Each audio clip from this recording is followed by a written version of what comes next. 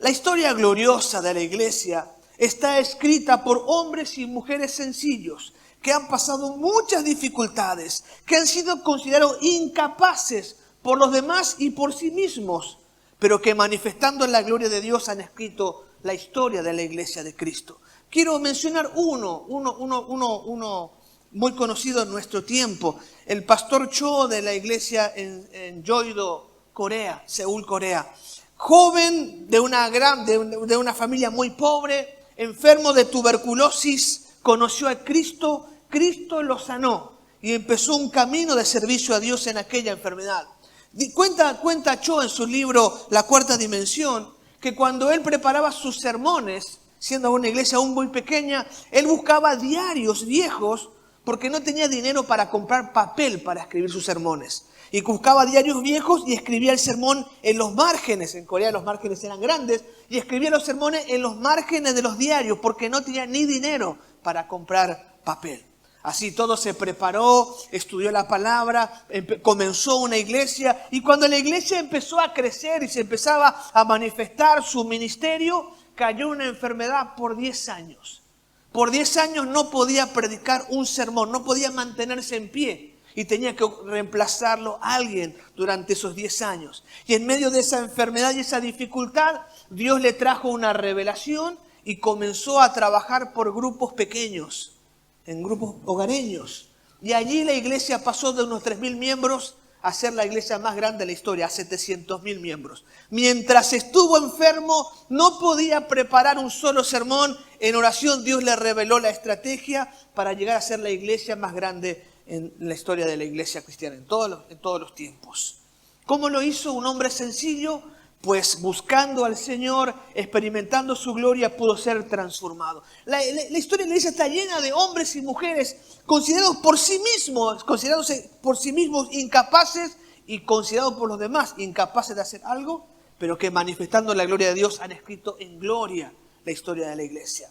En el texto que hemos leído de 2 Corintios 3, encontramos a Pablo, quien desde un comienzo fue menospreciado y considerado incapaz de ser un ministro. Quien tenía que ministrarle por primera vez le tenía miedo y no se quería acercar a él. Ananías no se quería acercar a él. Sin embargo, este hombre recibió un llamado poderoso de Dios. Y aunque rechazado por Ananías, rechazado por la iglesia, terminó siendo el hombre que más hizo por extender el reino de Dios en la tierra. En el capítulo 2, ya siendo un apóstol, ya siendo un hombre que ha plantado iglesias en todo el mundo conocido, todavía tiene que enfrentar el ataque de aquellos que no creen en él. A pesar de la obra que ya había hecho, había aún aquellas personas que no creían en su llamado y no creían en la autoridad que tenía como apóstol. Y en este capítulo defiende su apostolado, su llamado, y la capacidad para cumplir con el llamado en base a 2 formas. Primero, él menciona en la primera parte del capítulo 3 que la evidencia de su apostolado, de que está cumpliendo con su llamado, es la transformación producida por Dios en los miembros de la iglesia en Corinto. Si soy apóstol, la mejor demostración, dice Pablo, son ustedes. Ustedes son cartas escritas, ¿verdad?, a través de mí para mostrar el poder de Dios. Es decir, ustedes son la evidencia de que sí he cumplido mi llamado. Y la otra forma en que defiende su apostolado es haciendo una comparación entre el antiguo pacto y el nuevo pacto. El antiguo pacto habla de la gloria que tenía el antiguo pacto, gloria tan eminente, se refiere a Éxodo capítulo 34, que cuando Moisés entraba en su tabernáculo, en su tienda de oración, dice que la gloria de Dios descendía sobre aquel tabernáculo, sobre aquella tienda, y cuando Moisés salía de la presencia de Dios, había tanta gloria en él que la gente tenía miedo de mirarlo. Entonces Moisés se ponía un velo, un trapo en su rostro para que la gente no vea cómo brillaba su rostro. Es decir, Moisés, ministro del antiguo pacto, entraba a la presencia de Dios, la gloria lo llenaba y todo el mundo podía ver la gloria de Dios en él y tenía miedo. Entonces Moisés cubría su rostro. Y Pablo dice, si fue tan glorioso el antiguo pacto enseñado por Moisés, tanto que la gente tenía miedo de verle, ¿cuánto más glorioso será ahora este nuevo pacto? Y está diciendo, ahora todos somos ministros y todos tenemos la gloria de Dios para compartir. Dice Pablo, así como Moisés tenía gloria, aunque era un pacto que se iba a terminar, que terminaría como con la muerte de Cristo, nosotros somos ahora ministros del nuevo pacto. Y yo he cumplido mi llamado, lo he podido hacer porque este nuevo pacto es glorioso. Y comparando el antiguo con el nuevo, él dice, he sido efectivo en el ministerio porque el nuevo pacto está lleno de gloria que no va a terminar. Me imagino que usted, así como yo, a veces se compara con otros respecto a lo que Dios quiere hacer con nuestra vida. Cuando el pastor habla, cuando los hermanos hablan acerca del llamado de Dios, del ministerio que Dios tiene para usted, que todos tenemos un propósito, que todos tenemos que hacer algo para Dios. Me imagino que una reacción normal es mirarse a sí mismo, compararse con los demás y muchas veces, seguramente como yo, sentirse pequeñito, incapaz de hacerlo. Porque conocemos nuestras debilidades, nuestras flaquezas. Sabemos nuestra intermitencia en la búsqueda del Señor, nuestra indisciplina devocional, nuestros problemas de carácter y nos empezamos a comparar. Y si hemos superado nuestro propio juicio, no faltan personas que están mostrando lo incapaces que somos de cumplir con el llamado del Señor. Quienes nos señalan nuestros pecados pasados, nuestros errores anteriores, quienes nos señalan nuestros fracasos, quienes señalan nuestras debilidades y nuestras incapacidades. Y cierto es que estamos llenos de debilidades e incapacidades, pero yo quiero decirte que tú sí puedes cumplir a cabalidad el llamado que Dios tiene para tu vida. Indiscutiblemente, indefectiblemente, tú eres suficientemente capaz de cumplir todo lo que Dios te ha llamado a hacer. Pero esto no es por ti mismo, sino por esto que tiene que ver con el nuevo pacto. Y yo quiero mostrarte en esta hora que tú eres efectivo para cumplir con el llamado de Dios. Más allá de lo que tú digas de ti mismo, más allá de lo que dice tu esposa de vos. Lo que dice tu esposo de vos, tus hijos, ¿verdad? Oh, qué oportunos que son, ¿verdad? Nuestros hijos para tirarnos piedra, ¿verdad? Cada vez que queremos hacer algo a Dios, nos falta, ¿verdad? Nuestro hijo que se recuerda de algún chancletazo que le dimos, ¿verdad? Con cinto, ¿verdad? Y la familia es muy oportuna para tomar piedras y tirarnos al nivel fariseo, judío, ¿verdad? Tirarnos piedras para hacer error. Yo quiero decirte, más allá de las piedras que te merezcas, tú puedes ser efectivo en cumplir el llamado de Dios para con tu vida. Y el texto presenta algunas garantías de que usted será efectivo, de que seremos efectivos en cumplir con el llamado divino. Y quiero centrarme en 3 garantías que demuestran que seremos efectivos en cumplir con el llamado divino. ¿Cuál es la primera garantía? Es decir, yo empiezo, me decido, estoy determinado a cumplir el llamado de Dios para con mi vida. Pues usted ya tiene allí una garantía. La primera garantía de que va a ser efectivo es la aptitud para cumplir con el llamado. En 2 Corintios capítulo 3, versículos 5 y 6 dice así. No es que pensemos que estamos capacitados para hacer algo por nuestra propia cuenta. Nuestra aptitud proviene de Dios. Él nos capacitó para que seamos ministros de su nuevo pacto. Este no es un pacto de leyes escritas, sino del Espíritu. El antiguo pacto escrito termina en muerte, pero de acuerdo con el nuevo pacto, el Espíritu da vida. ¿Cuál es la garantía de que usted será efectivo en cumplir con el llamado de Dios? Más allá de lo que diga su familia, su vecino, sus hijos, ¿verdad? Su esposo o su propio corazón. La garantía es la aptitud para cumplir con el llamado. Usted es apto, tiene la aptitud para cumplir con el llamado. Defino aptitud conforme al diccionario. ¿Qué es la aptitud? Capacidad para operar competentemente en una determinada actividad. 2. Cualidad que hace que un objeto sea apto, adecuado o acomodado para cierto fin. Aptitud es capacidad y disposición para el buen desempeño o ejercicio de un negocio, de una industria o de un arte. 4. Suficiencia o idoneidad para obtener y ejercer un empleo o cargo. La aptitud es esto, la capacidad, la cualidad, la suficiencia, la idoneidad para hacer aquello a lo cual hemos sido llamados. Ahora, ¿de dónde viene esta aptitud? Lo que el texto dice es que somos aptos, pero ¿de dónde viene esta aptitud? No tiene que ver con nosotros mismos, no tiene que ver con nuestros talentos y con nuestros dones, no tiene que ver con nuestra voluntad, no tiene que ver con nuestra consagración, no tiene que ver con nuestra dedicación a la vida devocional, tiene que ver con Dios. Dice el versículo 5, no es que pensemos que estamos capacitados para hacer algo por nuestra propia cuenta, no tiene que ver conmigo. Nuestra aptitud proviene de Dios. Él nos capacitó para que seamos ministros de su nuevo pacto. No es un pacto hecho en leyes, en piedra, sino en el mismo corazón. Y al contrario del otro, este es un pacto que termina con vida. La aptitud para cumplir el llamado tiene que ver con Dios. Dios es el que provee la aptitud de cada uno de nosotros. Dios es el que entrega, nos concede la aptitud para aquello que nos ha llamado a hacer. Fíjese el primer pensamiento que tiene Ananías, Hechos capítulo 9, cuando se entera que Saulo está orando para entender la voluntad de Dios. Ananías dice, pero ese hombre está persiguiendo a los cristianos, es un hombre violento. Dice Hechos capítulo 9 que Saulo respira amenazas y violencia contra la iglesia del Señor. Sin embargo, Dios ha determinado que este hombre sea un ministro de Él, que sí le sirva a Él. Entonces, más allá de lo que era Saulo en sí mismo, tiene que ver que Dios da la capacidad. Y cuando Ananías va junto a él, seguramente con mucho temor, pone la mano sobre él y dice, hermano Saulo, el Señor Jesús que se te apareció en el camino, me ha llamado, me ha enviado para que reciba la vista y seas lleno del Espíritu Santo. Y ahí cambió su historia para siempre.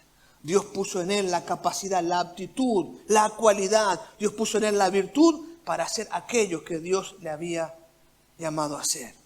Nuestra capacidad no tiene que ver con nosotros, sino con los propósitos redentores de Dios. Todo aquel que está dispuesto a ponerse en sus manos es aquel que será capaz de desarrollarse. Un hombre que ha hecho un tremendo logro para la historia de la humanidad, y para la extensión del reino de Dios, es Guillermo Carey. Guillermo Carey es considerado el padre de las misiones modernas. Nació en una familia muy pobre, tuvo la oportunidad que su padre era maestro de escuela, así que estudió gratuitamente con su padre hasta el séptimo grado. Pero más allá de eso no pudo él estudiar porque era un hombre muy pobre. Era un zapatero remendón, remendaba zapatos, pero un hombre apasionado por Dios. Y mientras él remendaba zapatos y no habiendo podido terminar sus estudios, en realidad había que ser de muy alto nivel para poder ir a la universidad y para poder graduarse en alguna carrera, aún para ser ministro, había que ser de cierta categoría social. Sin embargo, mientras él reparaba zapatos y estudiando la palabra del Señor, empezó a conseguir diccionarios y empezó a estudiar por su propia cuenta diferentes idiomas. Así fue que en un momento sintió la carga de Dios para que llevara el Evangelio y presentó un tratado que básicamente se llamaba así, no recuerdo el nombre textual y es muy largo, las razones por las cuales la iglesia tiene la obligación de ir y compartir el Evangelio a las naciones. Algo así era, ¿verdad? Más o menos, un título bien largo. Cuando él presentó aquel tratado, un teólogo le dijo, mijito, si Dios quiere salvar a los paganos, lo va a hacer sin su ayuda. No se desanimó con aquello, siguió preparándose y en un arranque de fe se fue a la India como misionero. Este hombre sin preparación formal, algunos dicen que ni siquiera hablaba correctamente o escribía correctamente el inglés. Llegó a traducir la Biblia en 4 idiomas diferentes y porciones del Nuevo Testamento a más de 40 idiomas. Fundó una escuela y luego una universidad en la India, sin haber tenido preparación formal. ¿Por qué? Porque la aptitud viene de Dios. Dios nos hace capaces. Dios es el que nos levanta. Me encanta escuchar a Dante Gebel, y cierro punto con esto. Dante Gebel ha dicho que él tiene un problema, él tiene síndrome de Asperger, ¿verdad? Él es Asperger, tiene autismo en la categoría de Asperger. Y dice, yo no pude terminar el colegio. Usted no va a creer que no ha terminado el colegio. No pude terminar el colegio, dice. Hay cosas que no me interesan y me es imposible aprenderlas. No puedo aprender inglés. Toda mi familia ya habla inglés, está en Estados Unidos. Lo que no me interesa no lo puedo aprender. No sé hablar inglés, se ríe la gente de mí, porque en realidad no necesito. El día que tenga que hacer una película en Hollywood en inglés voy a aprender seguramente. Pero por ahora no puedo aprender. Sin embargo, este hombre que no terminó el colegio, que es malísimo para todo aquello que no es redacción o oratoria, me refiero a las ciencias duras, este hombre es el pastor más relevante entre la iglesia hispanohablante. Porque la aptitud viene de Dios. La aptitud viene de Dios.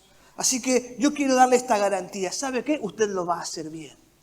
Usted lo va a hacer bien. Porque Dios va a capacitarlo. Dios va a poner a usted la gracia, la sabiduría, el entendimiento para todo aquello que tenga que hacer. No depende de usted. Él es el que provee la aptitud, el que lo va a empoderar y lo va a lanzar a la tarea. Porque esto es parte de su compromiso en el nuevo pacto. La competencia viene de Él. ¿Cuántos me dicen amén?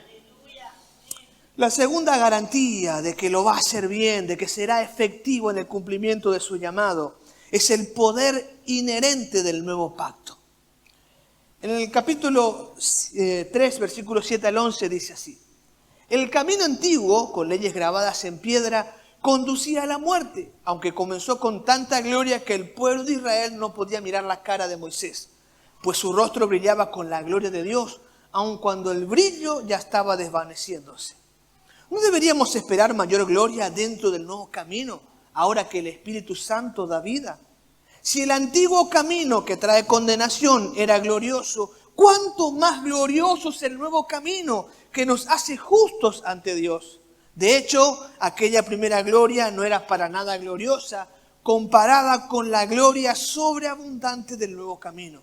Así que si el antiguo camino que ha sido reemplazado era glorioso, ¿cuánto más glorioso es el nuevo que permanece para siempre?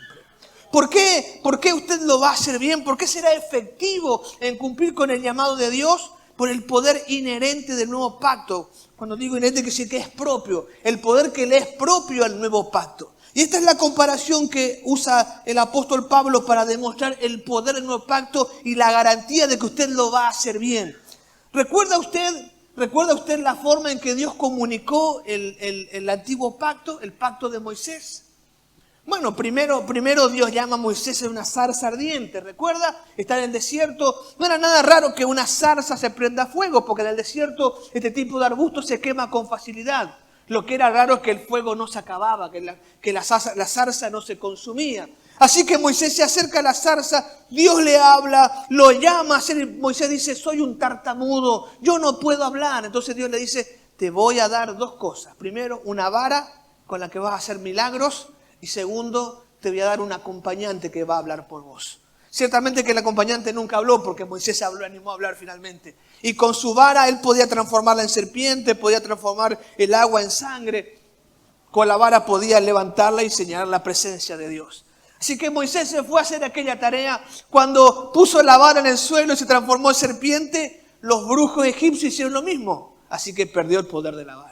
Cuando transformó el agua en sangre, los brujos egipcios hicieron lo mismo, así que no había poder allí. Y empezó una lucha con el faraón, mediante el cual Dios se manifestó con poder enviando 10 plagas para capturar, para torcer el corazón de faraón, para liberar al pueblo de Egipto. Luego de aquellas 10 plagas maravillosas, plagas todas que fueron directamente afectando la idolatría de Egipto, porque cada una de las plagas tenía que ver con un dios egipcio. Como cuando el Nilo se transforma en sangre, el Nilo era un dios para ellos. Y cuando el Nilo se transforma en sangre, ven cómo Dios hiere al dios de ellos. Cuando todo se convierte en tiniebla, el dios más importante para los egipcios era el dios Ra, que era el dios de la luz. Un egipcio nunca hacía guerra de noche, porque Dios estaba ausente. Solo lo hacían de día. Tenían mucho miedo a la noche. Y cuando Dios oscurece todo el día, está demostrando que Dios es más poderoso que el Dios Ra. Así que con mucha gloria Dios enseña a los egipcios que hay que confiar en Jehová. Cuando usted conoce la historia, el mar se abre, ¿verdad? Ellos caminan en seco y luego se va Moisés al monte y allí rayos, truenos, la gente tiene miedo, no se acercan, tiene miedo de la gloria que se manifiesta. Cuando Moisés baja con 2 piedras escritas, ¿verdad? Con el dedo de Dios lleno de gloria, gente puede ver la gloria de Dios. Y luego, cada vez que Moisés entra a su tienda para orar, dice que una columna de fuego desciende sobre la tienda de Moisés. La gente ve aquella gloria, sale, él brilla por todos lados, tienen miedo, un glorioso. Y dice Pablo, eso no es nada comparado con el nuevo pacto. La gloria del nuevo pacto es superior. Aquella gloria se estaba desvaneciendo y finalmente llevaba a la muerte. Pero esta gloria es mucho más grande porque permanece para siempre. Yo no sé si podemos entender esto. Andamos por los rincones llorando. Tenemos que enseñar, ay, ¿qué voy a hacer? ¿Cómo lo voy a hacer? Dice la Biblia que la gloria que está en vos es mayor que esos rayos y truenos que caían y que ese rayo que descendían sobre él y la gloria. Es mayor la presencia del Espíritu de Dios en vos que aquella gloria. El nuevo pacto tiene un poder propio, inherente. Hay una gloria impresionante para transformar individuos, para cambiarlo. Jesús dijo, ustedes van a hacer milagros mayores que estos. Porque el nuevo pacto está revestido de una gloria que no se termina. Claro, vimos las películas, ¿verdad? Y creemos que solamente gloria es aquello. Lo que la palabra de Dios dice, que este nuevo pacto, los creyentes del nuevo pacto, tenemos una gloria más abundante sobre nuestra vida. Antes era un hombre que reflejaba la gloria de Dios. Hoy la gloria de Dios se refleja en cada uno de nosotros. Cuando usted va caminando por la calle, usted es portador de la gloria de Cristo. Y la gente puede verlo a usted y puede conocer a Dios y puede transformar su vida. El alcohólico puede dejar la bebida, el adicto puede dejar la cocaína, el violento puede ser transformado en un pacificador. El muerto puede resucitar y el enfermo puede ser sanado. El corazón amargado puede encontrar gozo y el deprimido encontrar propósito cuando se encuentra con usted. Porque esta es la gloria propia del nuevo pacto. Somos portadores de la gloria de Dios. En nosotros está la autoridad y el poder. Lo que era de un solo hombre ha sido repartido en todos nosotros de una manera que no termina. Por eso cuando usted abra la boca, Dios va a respaldar su palabra. Dijo, no se preocupen lo que van a decir cuando los encarcelen, cuando los aprisionen. No se preocupen qué van a decir. El Espíritu pondrá palabra en su boca. Por eso aquel diácono que fue elegido para trabajar en el comedor, así como la hermana Norma, para dirigir la cocina, ¿verdad? Para hacer el poroto, para repartir el guiso. Cuando salió huyendo porque Esteban estaba muerto y salió corriendo al llegar a la ciudad de Samaria, este diácono que se ocupaba de preparar la comida, empieza a levantar paralíticos, a dar vista al ciego, a echar fuera demonios con su sola presencia. Porque la gloria del nuevo pacto es eminente, es poderosa, está en nosotros y es inherente a nuestra vida. Usted está revestido de gloria. Por eso cuando predique su palabra va a transformar corazones. Cuando pone la mano sobre el enfermo, este va a sanar. Cuando le diga, pasa esta casa, la paz va a alcanzar esa casa. Porque eso es propio del nuevo pacto. Por eso lo va a hacer bien. Porque usted va a transformar a su familia. Usted va a tocar su vida y van a sentir la presencia de Dios. De su boca va a salir palabra de vida. Eso, por eso es efectivo. Hay una garantía, hay un poder inherente al nuevo pacto. ¿Cuántos dicen gloria a Dios? Finalmente, hermanos queridos, la tercera garantía de que lo va a hacer bien, va a ser efectivo. Usted lo va a lograr. Es la transformación que produce el Espíritu. Dice en el capítulo 3 y versículo 18. Así que todos nosotros, a quienes nos ha sido quitado el velo, podemos ver y reflejar la gloria del Señor. Y el Señor, quien es el Espíritu, nos hace más y más parecidos a Él, a medida que somos transformados a su gloriosa imagen.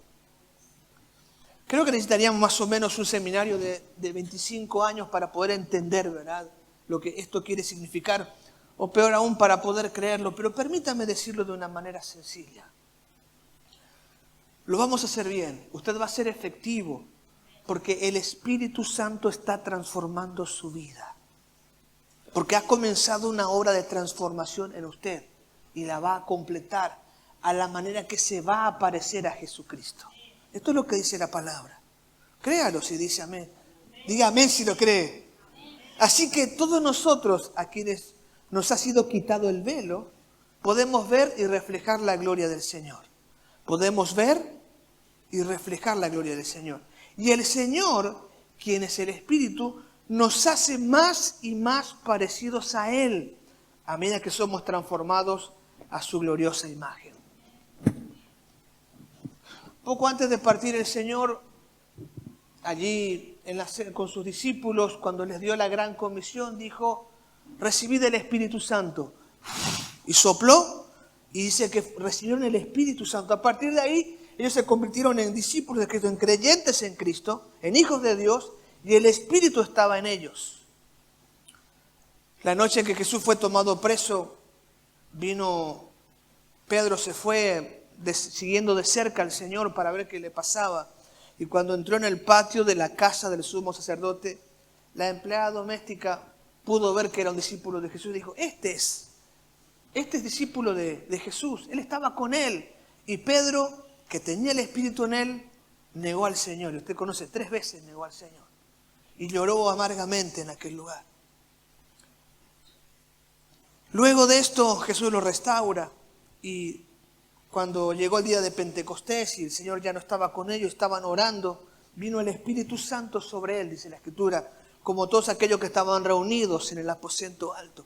Y todos fueron llenos del Espíritu Santo y comenzaron a hablar en otras lenguas según el Espíritu les daba que hablase. Y este hombre que caminó con Jesús 3 años y que aquella noche no pudo mantener su fe, su testimonio ante aquella mujer, se levantó en pie, aún sin entender bien qué estaba pasando, y predicó su primer mensaje. Y en su primer mensaje, 3.000 personas se convirtieron a Cristo. Y luego cuando están amenazándolo para que se callen y predican en la puerta del templo, 5.000 personas se convirtieron a Cristo. ¿Se da cuenta? 3 años con Jesús, no puede mantener su testimonio, pero luego predica 3.000, luego predica 5.000, y luego ¿qué pasa? Pedro dice, era tanta la gente que venía de todos lugares para ver a Pedro, que Pedro solamente sale a caminar por la calle. Y cuando sale a caminar por la calle, cuando la sombra pasa por encima de un enfermo, el enfermo se sana. ¿Puede entender cómo la gloria es creciente? ¿Cómo va avanzando? Como dije recién, Felipe, escogido, un hombre lleno de fe y del Espíritu Santo, escogido para administrar la economía de la iglesia. En medio de una crisis sale corriendo y se transforma en predicador. En el camino, mientras corre. Y cuando llega a Samaria revoluciona todo. Y se transforma en uno de los primeros, el primer evangelista de la iglesia del Señor. Saulo de Tarso, aquel que respiraba amenazas, que era tan malo como vos y yo. Es lleno del Espíritu Santo y sale a predicar. El primer día sale a predicar y le va mal. Lo baja por una canasta, tiene que huir. 3 años en la presencia de Dios. Cuando vuelve, empieza a impactar y termina siendo el apóstol Pablo que lo llena de todo del Evangelio. Pero hay un proceso donde la gloria de Dios va creciendo en nuestra vida, donde vamos siendo transformados. Al contrario de la gloria que fue en el antiguo pacto, dice, una vez que Moisés recibió la gloria, ya empezó a desaparecer. Pero en nosotros es al revés. Cada día va creciendo, va creciendo. Mientras nos acercamos al Señor, Él va transformándonos y cada vez somos más parecidos a Él. Somos transformados a su gloriosa imagen. ¿Por qué lo vas a hacer bien? Porque hoy sos un argelado, insoportable, pero Dios está trabajando con tu vida. Y cada día que te acerques a Él, Él va a trabajar, Él va a derramar de su presencia, Él va a poner de su espíritu, Él va a mostrarte su gloria y hay un cambio que no se va a poder detener. El Señor va a transformar tu vida hasta que la gente solo tenga que verte para sentirse en la presencia del Señor. Ten confianza. Eres totalmente capaz de cumplir con el llamado que Dios tiene para tu vida. Deja de mirar lo que la gente mira. Deja de ver lo que vos mismo mirás. Eres totalmente capaz de cumplir con el llamado de Dios para tu vida. Pero por ahí me decís, ay, pero qué lindo, qué hermoso. Pero hasta ahora el perro corre cuando llego a casa, ¿verdad? Mis hijos van debajo de la cama y mi esposa se cierra en el baño. Hasta ahora no puedo ver aquella gloria. Hasta ahora no puedo ver esas garantías, no puedo ver ese poder, hasta ahora no puedo ver esa transformación. Pues es muy sencillo. Para que podamos hacer efectiva esta garantía sobre nuestro llamado, hay 3 acciones que tenemos que realizar. Primero, tenemos que volver al Señor. 2 Corintios 3:16 dice, pero cuando alguien se vuelve al Señor, el velo es quitado. Lo que impide la gloria de Dios es que no estamos volviendo al Señor. Y no hablo solamente de entregar nuestra vida a Cristo para tener salvación. Hablo que cada día vuelvo al Señor sobre mis errores, sobre mis faltas, sobre mis pecados. Necesito volver al Señor para que Él quite el impedimento, para que quite aquello que detienen la gloria. Primero, tienes que volver al Señor. No sé qué has hecho, no sé qué pecado has practicado, pero hoy es el tiempo de volver al Señor. El tiempo de cambiar tu historia, de volver a tu familia en los caminos. Hoy es el tiempo de volver al Señor en arrepentimiento para que quite el velo y para que esa gloria sea derramada. En segundo lugar, actúa con osadía. Versículo 12. Ya que este nuevo camino nos da tal confianza, podemos ser muy valientes. Osadía, ser atrevidos, ser valientes, arriesgados. Y esto es lo que dice Pablo. Si aquella gloria tan grande estaba destinada a morir, ¿cuánto más grande es esta gloria que no va a perecer nunca? Tengo confianza porque esto que estoy experimentando es más grande que aquello. Si a usted le parece grande y poderoso los rayos cayendo y el mar abierto, la Biblia dice que eso es pasajero y que lo que ha puesto en vos es todavía creciente y que no va a terminar. Así que animate, vencé tus temores, tirate a la pileta, haz lo que tenés que hacer, abrí la boca, escribí lo primero, abrí tu Biblia, da el primer paso porque cuando actúes con osadía vas a ver cómo se cumple la palabra de Dios sobre tu vida. Y finalmente genera tiempos de contemplación. Así como Moisés entraba en su tabernáculo personal, allí en su tiendita para buscar al Señor, es tiempo que hagamos lo mismo. Versículo 18 dice, así que todos nosotros, a quienes nos ha sido quitado el velo, podemos ver y reflejar la gloria del Señor. Y el Señor es quien es el Espíritu, nos hace más y más parecidos a Él a medida que somos transformados a su gloriosa imagen.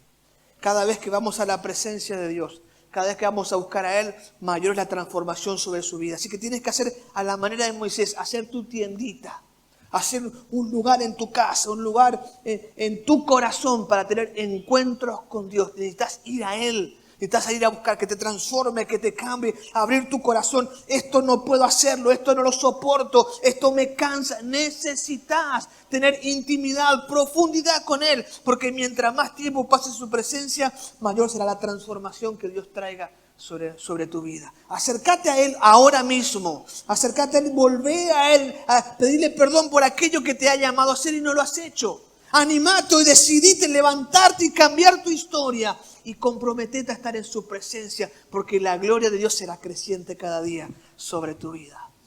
Padre, bendecimos tu precioso nombre, Dios, y te damos gloria en esta hora, Padre. Reconocemos tu presencia aquí con nosotros, Señor.